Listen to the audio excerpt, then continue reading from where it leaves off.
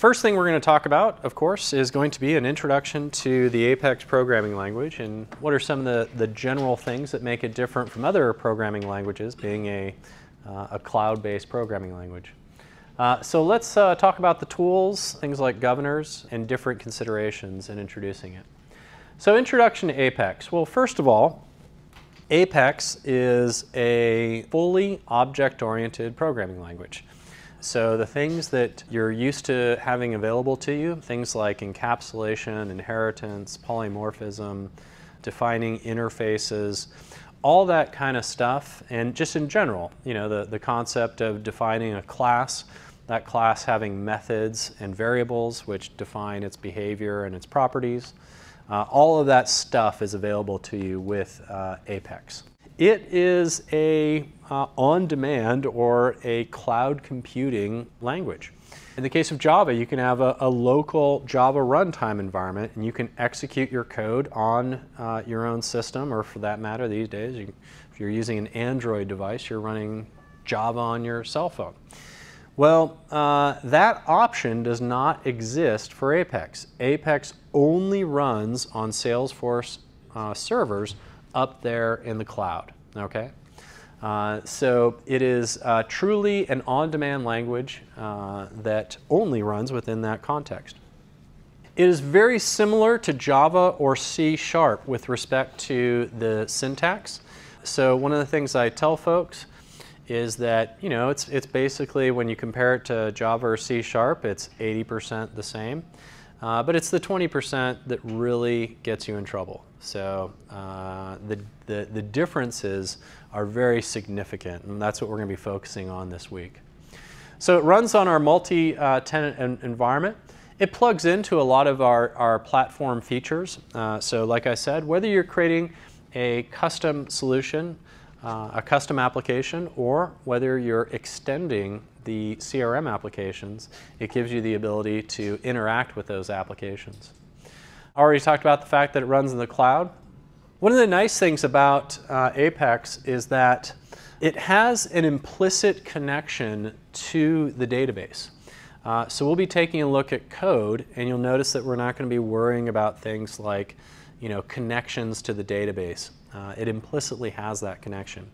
In addition, it also has the ability to, or it will do this for you, where when you go in to the setup menu and you go to create objects and you define a new Salesforce object, it's going to automatically declare a data type for that object.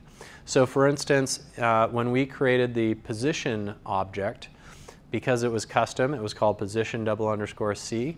In Apex, there is a class that's now available to us, position_C, which is of type SObject, which is now available. In addition, anytime we create custom fields, those will now be member variables within that class.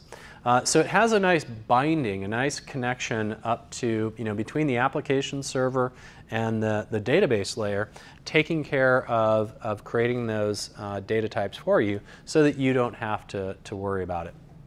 Not only does it have a built-in framework for testing and deployment, it actually requires testing. So we'll be working with that later on within our labs. The other thing to keep in mind with respect to Apex is that it is not intended to be a general purpose programming language. So I brought up the example of Java. You know, Java's intent was to be portable across every single device, and therefore folks can create, you know, web-based applications in Java that are running on application servers, or for that matter, there's the, you know, the cell phone version. You could create a Java application, you know, using something like the Android operating system to run your Java applications. Apex is not intended to be that general purpose programming language. It is a business back-end programming language that natively plugs into all those different features which are available on our platform. But you know, it is built for a specific purpose. Okay. In addition, it's also governed because it does run on a multi-tenant system and our customers pay that flat subscription fee to use our system. We have something called governors which enforce efficiency, and we'll be taking a look at those later on. All right. Some of the commonalities. So I talked about the object-oriented capabilities. Both have classes, all those object-oriented concepts. They have very similar syntax. Both are compiled, both are strongly typed. Both have transactional capabilities. I'll be talking about those with respect to Apex. Some of the key differences: Apex runs on that multi-tenant environment, and therefore we have the governors. And I'll be talking about how we can write our code to be more efficient so that we don't run into those. It's also case insensitive. So just understand, if you attempt to declare two variables, one uppercase and one lowercase, Apex treats them as the same thing, so it's very different in that regard. As I mentioned before, it only runs on the cloud. So it's compiled on the cloud and it runs on the cloud. When you're using the Force.com ID, which we'll be using during this class, what's going to happen is if you're going to compile some code, it does not compile locally. There is no version of Java-C that you might be used to if you're developing Java code that's going to compile that. What happens is that we take the definition of that class, we copy it up to the Salesforce servers, and then we compile that code on the servers. Okay? So both the compilation and the execution environment. Talked about here, it's not a general purpose programming language. So there's a number of things which we do not provide, things like graphics libraries. We don't have those on Apex. There's also a number of things where we don't provide you with lower level access to the subsystem. And so the reason is due to security and stability, which are the two most important things at Salesforce. We provide a layer of abstraction to do common functions, but we don't have, for instance, lower level access to the file system or network sockets or threads, that kind of stuff. Okay? We provide you with the functionality to use those things, but we do not give you the ability to say thread T equals new thread, for instance. Okay? It requires testing, and so we'll talk about that when we cross that bridge. The two main structures that you're going to be working with when you're developing your Apex are Apex classes, which are just that. They're, templates for objects. And then there's triggers. So just so you know, trigger is its own thing. A trigger is not a class that implements the trigger interface or something like that. Trigger is a keyword in Apex. And what you do is you declare a trigger and you associate it with an object. And so anytime, for example, when a person is inserting or updating records, that would then execute your trigger. A trigger, think of it as merely being a procedure. So in other words, a trigger is when this event happens, execute this procedure. One of the things you could do is you could call a method in a class. So maybe in your trigger you would instantiate an object if that's what you wanted to do, or if you just have a utility method, you could define a static method within a class and then call that method from your trigger. Okay? These are the two main structures that you'll see. There's also a third one that exists, which are interfaces.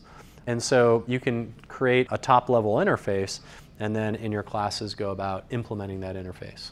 Okay?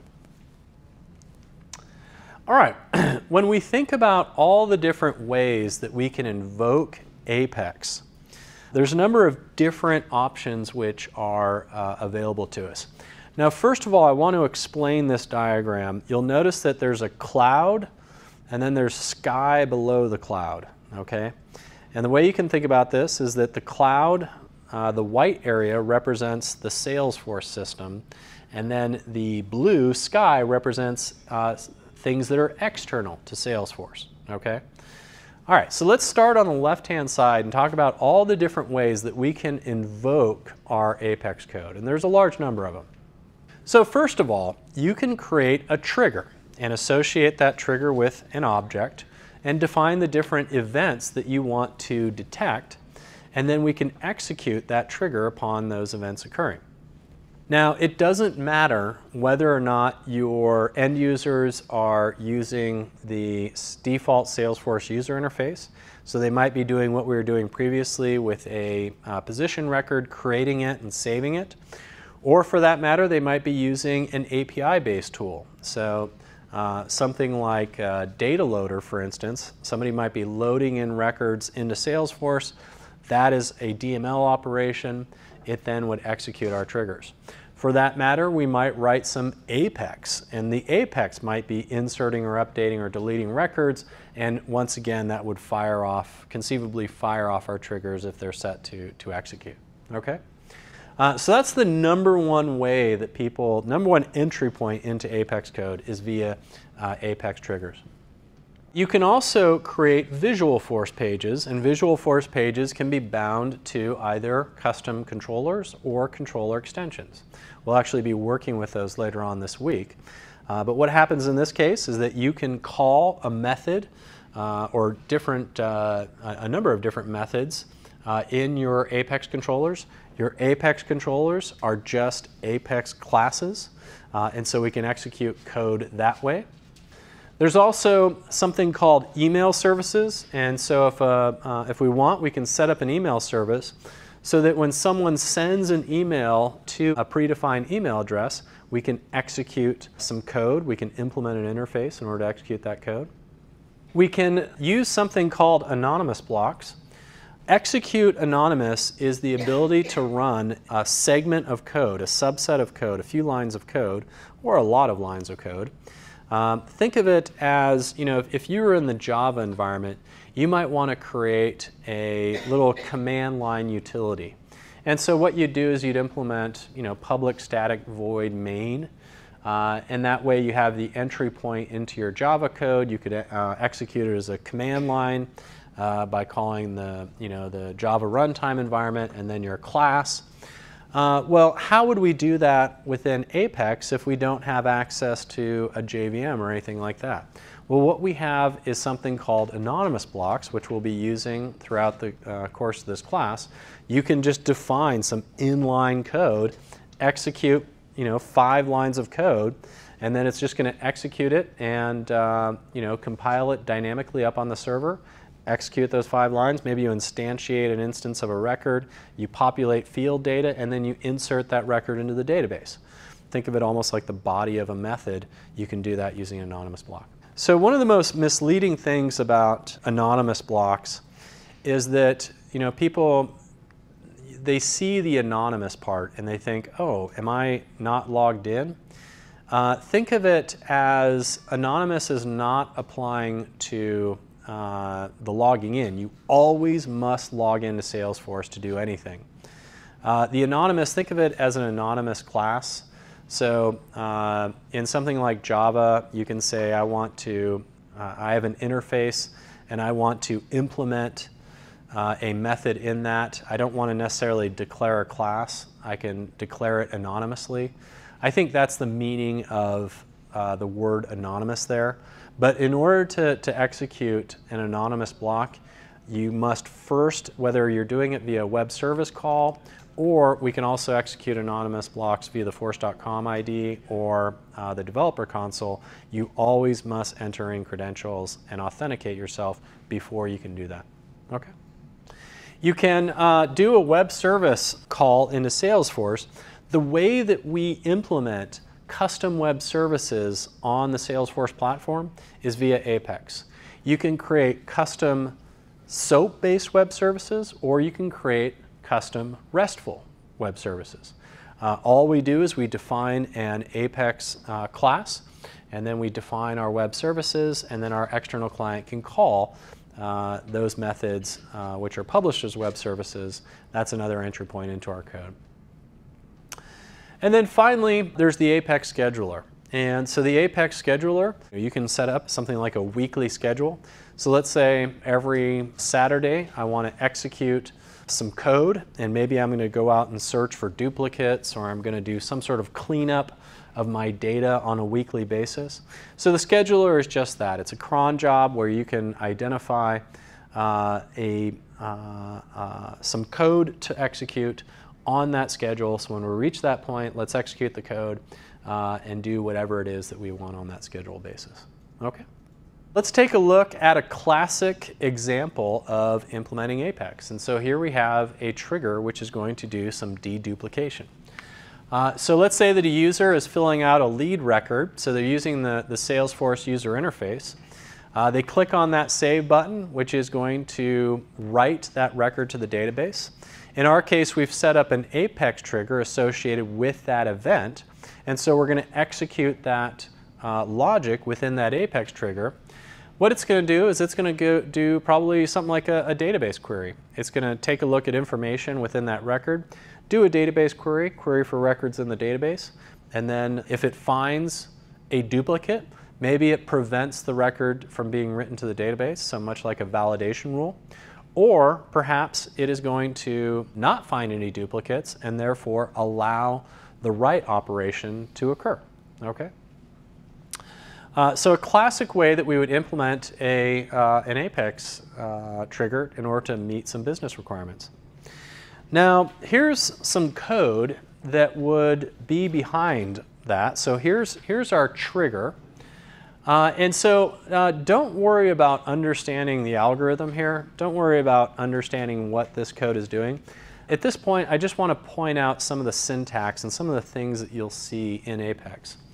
So first of all, as I mentioned before, trigger is its own keyword. And so you'll notice that on line 1, it's the definition of or the declaration of our trigger is right there on line 1.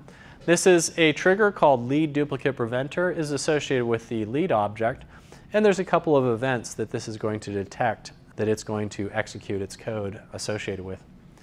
Within Apex, we have collections, so we have sets, lists, and maps, and so those are available for us to work with. There's a for loop, so we have for loops, while loops, do loops, so a number of looping constructs. Notice we have some complex logic here. We have parentheses in order to establish a hierarchy and precedence. We have or, we have and, so we can evaluate our data.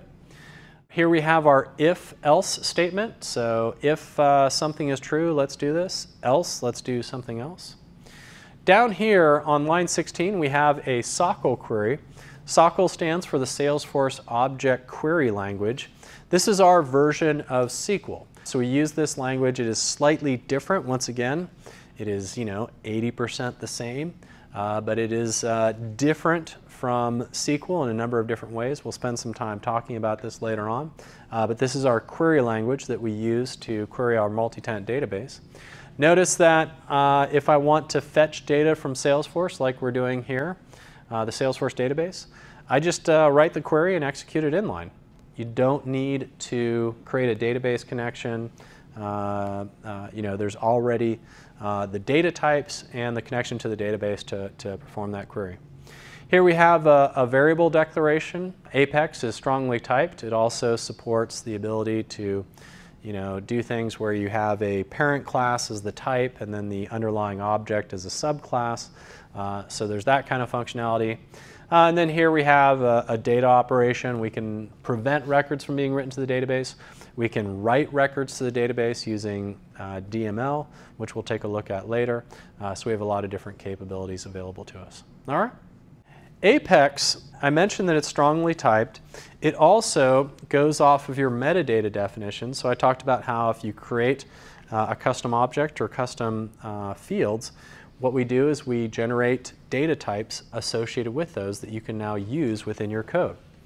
Apex is metadata aware, so it knows, for instance, if you create a number field versus a text field, that a string versus a numeric value.